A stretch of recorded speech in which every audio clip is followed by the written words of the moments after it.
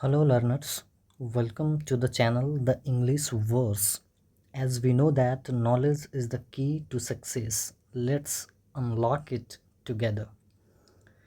तो एक्चुअली हम लोगों ने पहले पढ़ चुका है क्रोनोलॉजिकल वे में इंग्लिश लिटरेचर का टाइम पीरियड कैसे क्रोनोलॉजिकल वे में इंक्रीज करता है। तो आज हम लोग एक शॉर्ट व्यू ले रहे हैं इसका। तो सबसे पहले हम लोग देखे थे क्या कि एंग्लो सैक्सन एज आता है, उसके बाद एंग्लो नॉर्मन एज आता है और एंग्लो नॉर्मन एज में ही एज ऑफ चौसर आता है, जिसका टाइम पीरियड हमें बहुत मेजरली याद रखना पड़ेगा 1350 टू 1400। फिर एंग्लो नॉर्मन के बाद आता है आपका रेनेसा पीरियड। और रेनेसा पीरियड को हम लोगों ने डिस्कस कर चुका है कि इसका टाइम पीरियड कब से कब का था। फिर रेनेसा पीरियड के अंदर 5 सब कैटेगरी में इनका एज डिवाइडेड है, जैसे Tudor age, Elizabethan age, Jacobean age, Caroline age और प्यूरिटन एज। और इस रेनेसा पीरियड को कैसे हम लोग रिमेंबर करेंगे, इसका मैंने ट्रिक आपको बताया था। कैसे याद करेंगे वन टाइम देख लेते हैं। हम लोग याद किए थे TEA,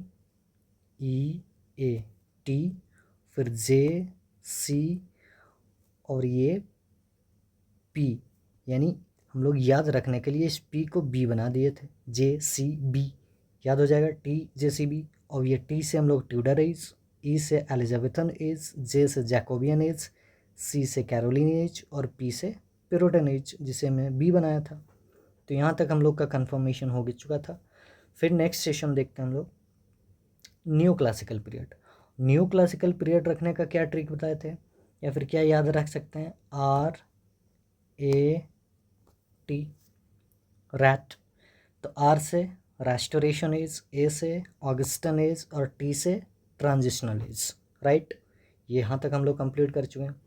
फिर नेक्स्ट बताए थे कि द रोमांटिक पीरियड, फिर विक्टोरियन पीरियड, फिर मॉडर्न पीरियड, फिर द पोस्ट मॉडर्न पीरियड। मैंने इनका एज कहाँ से कहाँ तक होता है ये मैंने प्रीवियसली वीडियो में आपको बता चुका हूँ। तो द रोमांटिक पीरियड और द विक्टोरियन पीरियड में कन्फ्यूजन होता है कि सर कौन सा एक्चुअली में पहले विक्टोरियन पीरियड आएगा कि पहले रोमांटिक पीरियड आएगा। तो इसे याद करने के लिए एक शॉर्ट व्यू समझ लेते हैं कि विक्टोरियन पीरियड जो है वो क्वीन विक्टोरिया के नाम पे पड़ा है। ये जो है वो क्वीन विक्टोरिया के नाम से है, क्वीन विक्टोरिया के नाम से। अब बताइए क्वीन जो होती हैं वो क्या होती हैं, रोमांटिक होती हैं ना। क्वीन क्या होती हैं, रोमांटिक होती हैं। तो इस रोमांटिक से हमें पहले याद रखना है कि रोमांटिक कौन होती हैं, रोमांटिक कौन होती हैं, तो रोमांटिक क्वीन होती हैं।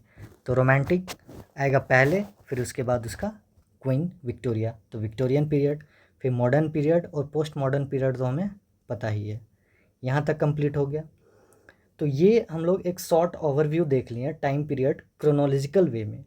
अब हम लोग समझते हैं कि मेजर जैसे एंग्लो सेक्शन एज है, तो एंग्लो सेक्शन एज में कौन कौन से मेजर राइटर हुए, कौन सा मेजर राइटर था उस टाइम के major writer during the age. एक चीज़ हम लोग ये देख लेते हैं कि उस टाइम पे मेजर राइटर कौन कौन से थे, राइट। तो एंग्लो सेक्शन पीरियड अभी हम लोग स्टार्ट करते हैं। एंग्लो सेक्शन पीरियड में अभी हम लोग सिर्फ उतना ही देखेंगे कि क्या कि कौन से इम्पोर्टेंट मोनार्की था उस टाइम का और कौन कौन से मेजर राइटर हुए और उनका थोड़ा मेजर वर्क। और बाकी इसको एलेबोरेट डिस्कस करेंगे हम लोग नेक्स्ट सेशन जब कंप्लीट हो जाएगा ये पूरा। जैसे सारे को कंप्लीट कर लेंगे, पहले एंग्लो सेक्शन एज का इम्पोर्टेंट राइटर और उसका थी डायनेस्टी या फिर इम्पोर्टेंस किंगडम, फिर एंग्लो नॉर्मन का, उसी प्रकार से रेनेसा पीरियड का जितने ये सब पीरियड में इम्पोर्टेंट राइटर्स और उनका मोनार्की आता है उसको पहले एक ओवरव्यू देख लेंगे, उसका मेजर वर्क देख लेंगे ताकि हमें आइडिया लग जाए कोई भी चीज़ को आसानी से समझने के लिए। ठीक है, तो अभी हम लोग स्टार्ट करते हैं एंग्लो सेक्शन पीरियड। ठीक है, तो एंग्लो सेक्शन पीरियड में क्या था, सबसे इम्पोर्टेंस देखते हैं। इसका टाइम पीरियड हम लोग देख चुके हैं 449 टू 1066, ये इसका टाइम पीरियड था। ठीक है, तो एंग्लो सेक्शन पीरियड में क्या होता था, एंग्लो सेक्शन पीरियड में जैसे पहले प्रिंटिंग प्रेस वगैरह नहीं थी, मतलब प्रिंटिंग प्रेस नहीं थी पहले, चीज़ों को पेपर या पेंसिल का आविष्कार वैसा नहीं था जिसमें चीज़ों को लिखा जाए। ओके, तो उस टाइम क्या था कि एंग्लो सैक्सन पीरियड में जो ये ओरल ट्रेडिशन चलता था, ओरल ट्रेडिशन मतलब कहावत के रूप में, कहानियाँ के रूप में चलती थी, कोई भी पोएम हो गया या फिर प्रोज हो गया, कोई भी चीज़ें बताई जाती थी उसको ओरल ट्रेडिशन, ओरली कम्युनिकेट करके बताई जाती थी, ठीक है। फिर उस एंग्लो सैक्सन टाइम पीरियड में सबसे इम्पोर्टेंट चीज़ होता था कि हम लोग रिलीजियसली इन्फ्लुएंस थे। रिलीजियसली इन्फ्लुएंस मतलब कि रिलीजियस चीज़ों पे ज़्यादा बातें होती थी, कि रिलीजियस चीज़ें ज़्यादा इन्फ्लुएंस करती थी उस टाइम।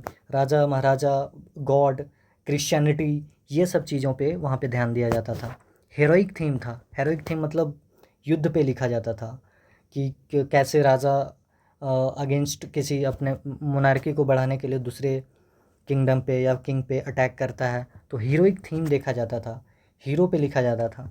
फिर यूज ऑफ एलिट्रेशन यूज होता था। यूज ऑफ एलिट्रेशन कहने का अर्थ ये हुआ कि हमें रिपीटेटिव साउंड का, जैसे कोई सेंटेंस में रिपीटेटिव कॉन्सोनेंट या वोवेल साउंड्स का रिपीटेशन मिलता है तो उसे हम लोग एलिट्रेशन बोलते हैं। तो एलिट्रेशन देखा जाता था उस टाइम पीरियड में। तो हम लोग समझ गए हैं कि एंग्लो सैक्सन पीरियड में क्या फ़ीचर्स थी, क्या क्या फ़ीचर्स थी। ओरल ट्रेडिशन था, मतलब चीज़ें बता के बोली जाती थी, बता के, कहानियाँ सुना के कोई चीज़ें बताई जाती थी। ज़्यादा वर्क लिखा जाता था रिलीजियस चीज़ों पे। थीम कैसा था, हीरोइक थीम रहती थी। हीरोइक थीम कहने का मतलब कि राजा महाराजा योद्धाओं पे लिखा जाता था सारा चीज़ें। सिंपल लैंग्वेज रहता था, यूज ऑफ एलिट्रेशन होता था, राइट। तो मेजर, अब हम लोग समझ लेते हैं कि मेजर राइटर्स और prominent works during this period, उस पीरियड में कौन कौन से इंपॉर्टेंट राइटर हुए, उनका टाइम पीरियड क्या था, ये हम लोग अभी देखते हैं, राइट। तो इनका टाइम पीरियड हमको पता है 450 से लेके 1066 के बीच आया था, किसका, एंग्लो सैक्सन पीरियड का, ठीक। तो एंग्लो सैक्सन पीरियड में जो सबसे इम्पॉर्टेंट राइटर देखा जाता है उनको हम लोग बोलते हैं कैडमन।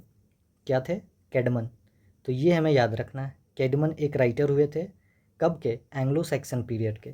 द फर्स्ट इंग्लिश पोएट जिन्हें बोलते हैं हम लोग याद रखना है कि द फर्स्ट इंग्लिश पोएट कौन थे, तो कैडमन थे। मैं इसका ऑब्जेक्टिव भी लाऊंगा तो डोंट वरी, बट इनिशियली हम लोग एक बार इसको ओवरव्यू कर लेते हैं।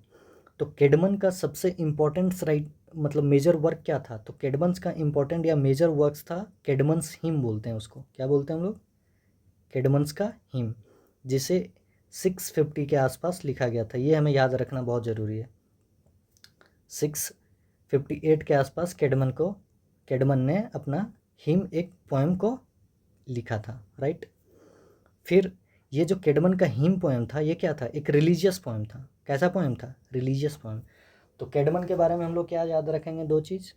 कैडमन जो है वो द फर्स्ट इंग्लिश पोएट बोला जाता है। हिस्ट्री में फर्स्ट इंग्लिश पोएट यदि कोई है तो वो कौन है, कैडमन है। और उसका मेजर वर्क क्या है, हिम है, जिसे 6658 AD में पब्लिश्ड या फिर लिखा गया था। और ये कैडमन का जो हिम है वो एक रिलीजियस फॉर्म है, दैट्स इट, इतना ही याद रखना है। फिर कैडमन के बाद आता है हमारा मेजर राइटर एक बेड, जिसको द वेनरेबल बेड बोलते हैं। अब द वेड का क्या है कि वेड ने एक प्रोमिनेंट राइटर था उस टाइम का, और वेड का सबसे इम्पोर्टेंट और मेजर चीज़ देखा जाता है ए classical history of the English people. ये इन्होंने एक ऐसे लिखा था, एक बुक लिखा था, ए classical history of English people. और ये कब आया था, तो ये 1731 के आसपास इसे लिखा गया था बेड के द्वारा, ठीक है। और ये टाइम पीरियड हमें बताता है 55 BC टू 1731 AD तक के बीच का वे टाइम पीरियड हमें इंट्रोड्यूस करवाता है, ठीक है।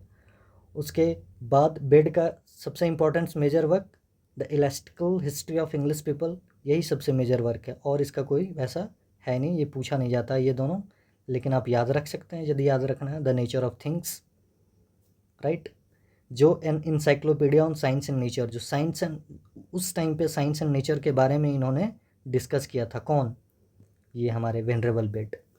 फिर आता है एक सिनेउल्फ। सिनेउल्फ एक Anglo Saxon poet, major Anglo Saxon poet थे। तो इनका सारा वर्क हमें याद रखना ही पड़ेगा, इनका सारा वर्क। जैसे सिनेउल्फ का सबसे मेजर वर्क देखा जाता है Elene, Juliana, Christ first and two, the fates of apostles. The fates of apostles जो है, एपोस्टल्स, ये प्रीवियस ईयर में पूछा गया है। प्रीवियस ईयर में ये क्वेश्चन आया है कि सिनेउल्फ ने मतलब ऐसे दिया था कि निम्न में से मतलब which of the following is not written, या फिर which one of the following is written by Cynewulf, मतलब सिनेउल्फ राइटर द्वारा इनमें से कौन सा एक मेजर वर्क को लिखा गया। तो ऑप्शन में एक the fates of the apostles था, तो ये हमें याद रखना है। ठीक, तो सिनेउल्फ के बारे में हम लोग क्या समझे, Elene, Juliana, Christ first and two, the fates of the apostles, ये सारे किसने लिखा है, सिनेउल्फ ने। ठीक है, फिर कुछ एनोनिमस राइटर्स भी थे जिनके बारे में हम, एनोनिमस राइटर वैसा राइटर जो अपना वर्क तो लिख दिए लेकिन उनमें अपना मेंशन नहीं कर पाए कि ये बुक मैंने लिखा है या फिर किसके द्वारा लिखा गया है, उसे हम लोग एनोनिमस या एनोनिमस राइटर बोलते हैं। तो ये एक्चुअली रिलीजियस पोएट थे। जो एनोनिमस राइटर जितने भी थे वो रिलीजियस, सारे रिलीजन पे लिखते थे, जैसे क्रिश्चियनिटी पे लिखते थे, वहाँ के जो क्रिश्चियनिटी पे उनका जो फेथ था, ये सारी चीज़ों पे उन लोग लिखा करते थे। तो इनमें से एक सबसे इम्पॉर्टेंस है, ये हमें 2-3 रखना है याद, जैसे the dream of the rood, the wandering, the ruin और द फोनिक्स। ये सारे रिलीजियस पोएम हैं, राइट, ये सारे रिलीजियस पोएम हैं और इनके राइटर हमें नहीं पता।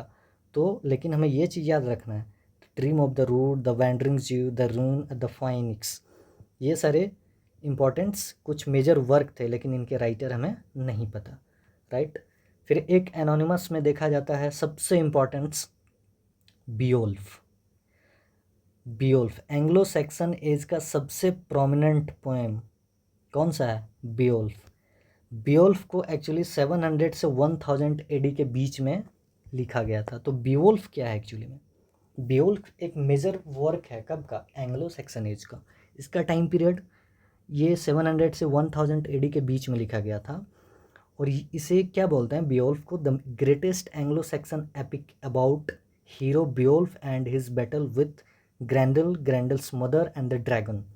एक्चुअली में बियोल्फ जो है वो एक एपिक पोएम है। तो हमारे एग्ज़ाम में पूछता है कि ये जो बियोल्फ है वो क्या है, तो एक एपिक पोएम है। क्या है, एपिक पोएम है।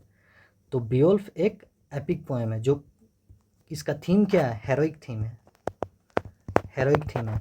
हेरोइक थीम क्या है कि बियोल्फ जो है वो एक्चुअल में एक योद्धा रहता है, वो बैटल करता है ग्रैंडल, ग्रैंडल्स मदर और ड्रैगन के साथ। बट अभी बियोल्फ को हम लोग पूरा डिस्कस नहीं कर रहे हैं, अभी हम लोग सिर्फ राइटर और मेजर वर्क देख रहे हैं। तो जब मैं एंग्लो सैक्सन पीरियड का जब मेजर वर्क्स में कंप्लीट डिस्कस करूँगा उस टाइम इसे एलेबोरेटली डिस्कस किया जाएगा। तो अभी हम लोग सिर्फ इतना ही याद रखते हैं कि बियोल्फ जो है वो the greatest Anglo Saxon epic है। ठीक है, बस इतना ही फिलहाल। फिर एल्फ्रिक को देखा जाए तो देख सकते हैं, एल्फ्रिक एक स्कॉलर, पढ़ा लिखा आदमी था जो कैथोलिक होमलीज लिखा है, लाइफ्स ऑफ सेंट्स के बारे में लिखा है, मतलब संतों के बारे में यदि कोई लिखा है उस टाइम के पीरियड में तो वो एल्फ्रिक थे। तो ये हम लोग याद रख सकते हैं। फिर एक सबसे इम्पॉर्टेंट राइटर जिसे हम लोग देख लेते हैं, ये किंग अल्फ्रेड द ग्रेट। कौन थे, तो किंग अल्फ्रेड द ग्रेट एक स्कॉलर किंग थे, एक बड़े और विद्वान राइटर था ये। और उस टाइम का ये किंग था, किस टाइम था, जिस टाइम एंग्लो सैक्सन एज चल रहा था उस टाइम पीरियड का ये एक मेजर किंग था। तो किंग अल्फ्रेड द ग्रेट बोलते हैं इसको। तो इन्होंने कुछ मेजर वर्क लिखा है जैसे एंग्लो सैक्सन क्रॉनिकल। तो इसी एंग्लो सैक्सन क्रॉनिकल के थ्रू हमें जो ओल्ड इंग्लिश है या फिर ओल्ड इंग्लिश बोल सकते हैं या फिर एंग्लो सैक्सन एज बोल सकते हैं, एंग्लो सैक्सन एज, उसका हमें कंप्लीट ओवरव्यू और टाइम पीरियड और वहाँ के मेजर वर्क और राइटर्स के बारे में यदि हमें कहीं मिलता है तो इनके किंग अल्फ्रेड द ग्रेट के major work Anglo Saxon Chronicle से मिलता है, राइट, जिसमें सारा हिस्टोरिकल रिकॉर्ड इंक्लूडेड है। समझ गए। फिर इनका एक इम्पॉर्टेंट वर्क है, ये देख सकते हैं, preface to pastoral care. On learning and education के बारे में इन्होंने डिस्कस किया इस वर्क में, प्रीफेस टू पैस्टोरल केयर में, राइट। तो अल्फ्रेड द ग्रेट से हम लोग क्या सीखे, फर्स्ट मेजर वर्क इनका क्या है, Anglo Saxon Chronicle. Anglo Saxon का ये ग्रेट कौन था, ग्रेट किंग था जिन्होंने इम्पॉर्टेंट वर्क लिखी हैं कुछ, कौन कौन सी, एक एंग्लो सैक्सन क्रॉनिकल और एक प्रीफेस टू पेस्टोरल केयर, ये दो इम्पॉर्टेंट्स हैं, राइट। तो यहाँ तक हम लोग का कंप्लीट हो गया। इन शॉर्ट्स में हम लोग क्या समझते हैं कि the Anglo Saxon writers preserve the faith, history, heroism and wisdom of their time through poetry, history, religious prose and translations. जो मैंने पहले डिस्कस किया, क्या डिस्कस किया पहले, कि जो एंग्लो सैक्सन्स राइटर्स थे वो फेथ पे लिखते थे, अपने डेस्टिनी पे लिखते थे, हीरोइज्म पे लिखते थे, हीरोइज्म पे, विस्डम पे, मतलब अपने क्रिश्चियनिटी धर्म पे लिखते थे, रिलीजियस पे बहुत ज़्यादा उनका ध्यान था, अपने हिस्ट्री पे ज़्यादा वो वर्क लिखते थे। तो ये मेजर थिंग थी जो हमें याद रखनी चाहिए, किनके लिए, तो एंग्लो सैक्सन पीरियड में। फिर समझ लेते हैं थोड़ा सा, इसको एलैबोरेट करते हैं एंग्लो सैक्सन पीरियड में। एक और मैंने स्लाइड आपके लिए यहाँ पे ऐड कर दिया है जिसे आप देख सकते हैं। तो अभी हम लोगों ने देखा इसका एंग्लो सैक्सन पीरियड का time period 450 to 1066 AD, right. सबसे पहले in the earliest period of English literature, ये सब मैंने सब देख लिया। की फीचर्स क्या था, ओरल ट्रेडिशन था, रिलीजियस इन्फ्लुएंस था, हेरोइक थीम था, आइडियलिज्म, आइडियल चीज़ों पे बात करते थे, अपने हिस्ट्री पे बात करते थे, राइट। ये सब मैंने अभी प्रीवियसली देख लिया। यहाँ पे हम लोगों को कैडमन देख लेते हैं। कैडमन हम लोगों ने अभी देख लिया। अब कैडमन से एक थोड़ा सा इम्पोर्टेंट राइटर हम लोग अभी देख चुके थे कि कैडमन अर्लीस्ट नॉन इंग्लिश पोएट कहलाता है। इंग्लिश लिटरेचर का सबसे पहला यदि कोई पोएट था तो कौन था, वो कैडमन थे। तो कैडमन से हमें ये याद रखना है। और यही कैडमन को क्या बोला जाता है, फादर ऑफ इंग्लिश पोएट्री बोला जाता है। तो ये चीज़ हमें याद रखना है। फादर ऑफ इंग्लिश पोएट्री किसे बोला जाता है, तो कैडमन को बोला जाता है। फिर कैडमन का मेजर वर्क हम लोग क्या देखे थे, हिम, बस इतना ही तो याद रखना है। और हिम में क्या करता है, वो प्रेज करता है गॉड को, गॉड के बारे में है। तो एक ये क्या है, रिलीजियस पोएम है, रिलीजियस पोएम, सिंपल। फिर आते हैं बेड पे। तो बेड कौन थे, वेनरेबल बेड जिसको बोलते हैं। तो वेनरेबल बेड एक मॉन्क था, साधु था एक, एंड एक स्कॉलर ऑफ ज़ेरो, पढ़ा लिखा इंसान भी था। None is the father of English history, wrote in Latin. अब बेड का क्या था कि बेड को क्या बोला जाता है, देखिए कैडमन को क्या बोलते हैं, अर्लीस्ट इंग्लिश पोएट, मतलब सबसे पहला इंग्लिश पोएट। लेकिन बेड को क्या बोलते हैं हम लोग, बेड को बोलते हैं father of English history, right, father of English history. और इनका वर्क जो था वो किस में था, लैटिन, ये लैटिन भाषा में लिखा करते थे। ये कम्प्लीटली इंग्लिश पोएट नहीं थे। इन लोगों का वर्क जो था वो लैटिन और ग्रीक राइटर थे ये सारे। तो लैटिन में इनका वर्क था, क्योंकि इंग्लिश पीरियड जो है वो लैटिन और ग्रीक पीरियड से मिलके और उससे इन्फ्लुएंस होके इंग्लिश पीरियड बना है, राइट। तो ये लैटिन पीरियड में बना है, मतलब लैटिन पीरियड में लिखा करता, लैटिन लैंग्वेज में लिखा करते थे। Venerable bed great हिस्टेरियन, theologian and scholar थे।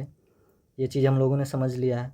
फिर बेड का हम लोग देखे थे सबसे इम्पॉर्टेंस, वेनरेबल बेड का ecclesiastical history of the English people, ठीक है, जिसमें a history of the church and English nation के बारे में, चर्च के बारे में, वहाँ इंग्लिश पीपल के बारे में, इंग्लिश राइटर के बारे में ये इंपॉर्टेंस थिंग्स लिखा करते थे। तो वेनरेबल बेड भी हो गया, उसी का यहाँ पे है वेनरेबल बेड का, तो इसे हम लोग देख ही लिए हैं ऊपर, उसमें तो कुछ देखना है ही नहीं। फिर एल्क्वीन को देख सकते हैं तो ठीक है, अदरवाइज इसे इग्नोर भी किया जा सकता है। फिर किंग ऑल्फ्रेड द ग्रेट के बारे में मैंने बताया ही है। इनका टाइम पीरियड लेकिन थोड़ा याद रखना पड़ेगा, 849 से 899, मतलब 50 ईयर पीरियड के आसपास था इनका, किंग ऑल्फ्रेड द ग्रेट। और यही किंग थे किस टाइम के, एंग्लो सैक्सन टाइम के, एंग्लो सैक्सन टाइम पीरियड के। तो किंग ऑल्फ्रेड जो थे वो कहाँ के राजा थे, एक इंग्लैंड में एक जगह था, इंग्लैंड में एक प्लेस था जिसका नाम वेसेक्स था। तो वेसेक्स के राजा, एक वेसेक्स रीजन था, रीजन मतलब एक जगह था, रीजन। तो वहाँ उस जगह पे कौन थे, एक writer, king Alfred the great, a scholar and patron of learning, translated many Latin works into Old English। इन्होंने क्या किया कि बहुत सारे लैटिन वर्क्स को क्या किया, इंग्लिश लैंग्वेज में ट्रांसलेट किया। तो हम लोग एक चीज़ ये भी याद रख सकते हैं एज अ की पॉइंट के रूप में कि जो ये राइटर थे कौन, किंग ऑल्फ्रेड द ग्रेट, इन्होंने बहुत सारे लैटिन वर्क्स को क्या किया, ओल्ड इंग्लिश पीरियड में ट्रांसलेट किया, ओल्ड इंग्लिश में ट्रांसलेट किया बहुत सारे लैटिन वर्क्स को। ठीक है, उसके बाद किंग ऑल्फ्रेड का हम लोगों ने देख चुका है इम्पॉर्टेंट वर्क, ये देखो द एंग्लो सैक्सन क्रॉनिकल देख चुके थे हम लोग, पेस्टोरल केयर देख चुके थे इनका। ठीक है, ऑरेशियस हिस्ट्री भी देख सकते हैं, ऑरेशियस हिस्ट्री, ये सारी चीज़ें याद करना ही पड़ेगा, ये सारी चीज़ें आप बार बार देखिएगा तो खुद याद हो जाएगा। तो ऑरेशियस भी किन्होंने लिखा है, तो किंग ऑल्फ्रेड द ग्रेट ने ही लिखा है। फिर सिनेउल्फ के बारे में हम लोगों ने डिस्कस कर लिया। सिनेउल्फ एंग्लो सेक्सन पोएट थे, the author of great epic poem of English, old English. ठीक है, उसके बाद मास्टर ऑफ इंग्लिश पोएट्री इसे बोला जाता है, किसे, सिनेउल्फ को मास्टर ऑफ इंग्लिश पोएट्री। फिर इनका देखिए इंपॉर्टेंट वर्क याद रखिएगा, Elene, Juliana, Christ first and two, the fates of the apostle, ये सारे इंपॉर्टेंट वर्क्स थे। ठीक है, किनका, सिनेउल्फ का। एक बार और देख लेते हैं सिनेउल्फ का major work, Elene, Juliana, Christ first two, the fates of apostles. ठीक है, फिर एनोनिमस राइटर्स में देख लीजिए, एनोनिमस में कुछ इंपॉर्टेंट वर्क और भी थे, the dream of the rood, the wandering जीव, the ruin at the phoenix, ये सारे कुछ मेजर वर्क और उनके राइटर थे एंग्लो सेक्सन पीरियड से। तो आई थिंक आपको ये चीज़ें पता चल गई होंगी कि उस टाइम का पीरियड कैसा था, उस टाइम पीरियड में कौन कौन से सम इम्पोर्टेंट्स राइटर हुआ करते थे, इम्पोर्टेंट मेजर वर्क्स क्या क्या था, जैसे बेड का क्या था, कैडमन कौन सा राइटर, मतलब कौन से वर्क इन्होंने लिखा। तो ये कुछ इम्पोर्टेंट राइटर, उनका एज देखा गया। तो हम लोग एंग्लो सेक्सन पीरियड को एक कंप्लीट ओवरव्यू के थ्रू समझ चुके हैं, उस टाइम के राइटर कौन थे, उस टाइम का मेजर किंगडम कौन था, और उस टाइम कैसे मतलब डेवलप हुआ लिटरेचर, कैसे उन्हें देखा जाता था, उनका की फीचर्स क्या था, जैसे ओरल ट्रेडिशन था, रिलीजियस इन्फ्लुएंस था, हीरोइक थीम था, सिंपल लैंग्वेज लिखते थे, एलिट्रेशन का यूज़ करते थे, और इसी एंग्लो सेक्सन को हम लोग ओल्ड इंग्लिश पीरियड बोलते हैं। तो ये आप वन टाइम देख लीजिएगा, आप इसका स्क्रीनशॉट भी ले सकते हैं, वन टाइम आप स्क्रीनशॉट ले लीजिए एक बार कंप्लीट, इसको आप वन टाइम देखिए। And thank you for the session. And यदि आपको अच्छा लगा हो तो सेशन को शेयर भी कर सकते हैं, लाइक भी कर सकते हैं। Thank you for the cooperation, thank you.